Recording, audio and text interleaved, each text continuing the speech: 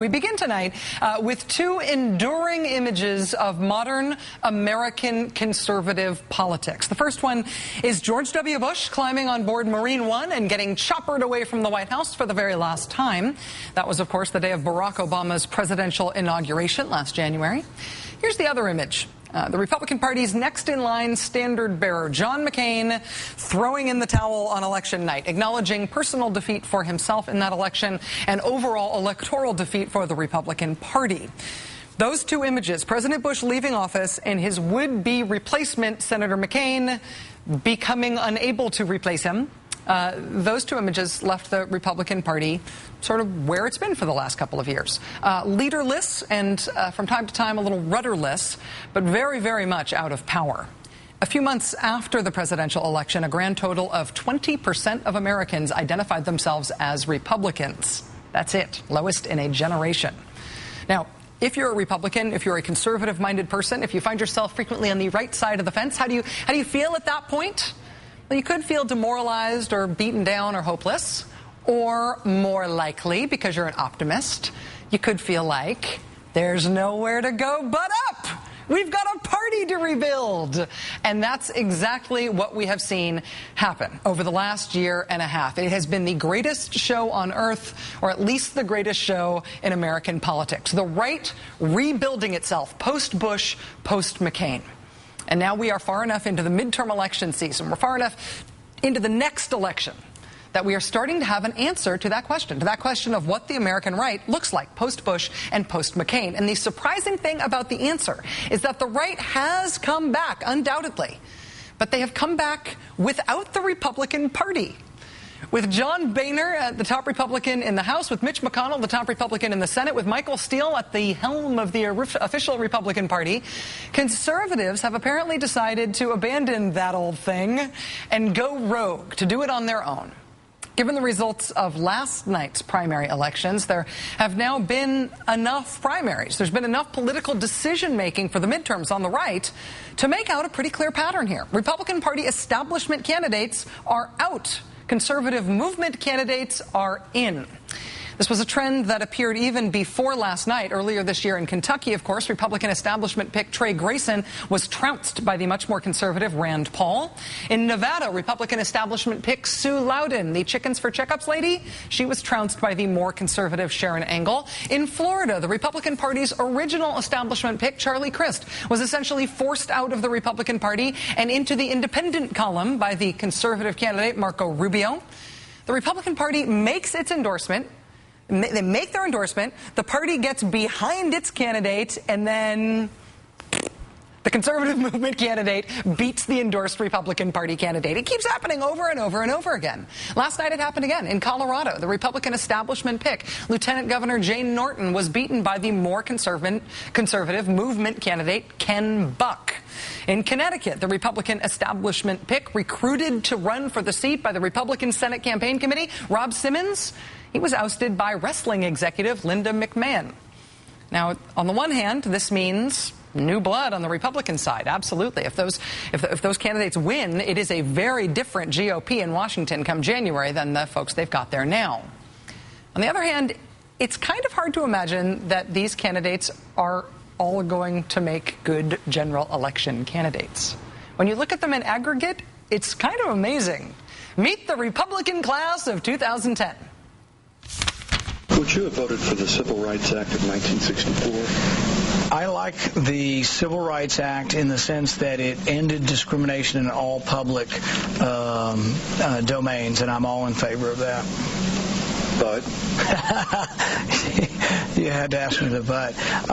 I don't like the idea of telling private business owners. I abhor racism, but at the same time, I do believe in private ownership. What I don't like from the president's administration is this sort of, I'll put my boot heel on the throat of BP. I think that sounds really un-American in his criticism of business. But this Congress keeps going the way it is. People are really looking toward those Second Amendment remedies. They're saying, my goodness, what can we do to turn this country around? And I'll tell you, the first thing we need to do is take Harry Reid out. We have put in and so much entitlement into our government that we really have spoiled our citizenry and said, you don't want the jobs that are available. How do you feel about abortion? Are you for abortion, against abortion? If you're for it, what is this?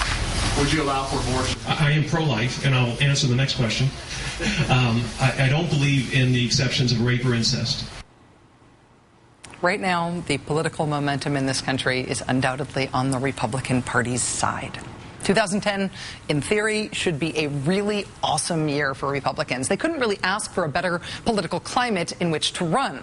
And so if you are a conservative activist, if you're ideologically motivated to try to move the country as far to the right as you can, then you look at a year like this. You look at a year in which the right has a ton of tailwind. You look at a year like this as an opportunity to get in all of your not electable in any normal year far-right candidates. I mean, you look at a guy like Ken Buck and you say, if not this year, when, Ken?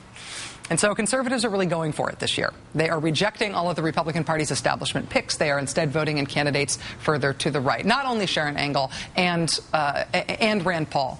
Not only these folks, but the folks who are still now being elected this late in the primary season. Guys like Ken Buck, who are so far to the right that if this isn't their year, then probably no year is. Without the mediating and moderating effect of a functioning governing party in Washington, deciding who the party's candidates are going to be, Republican primaries so far this year have been, woohoo, off the rails.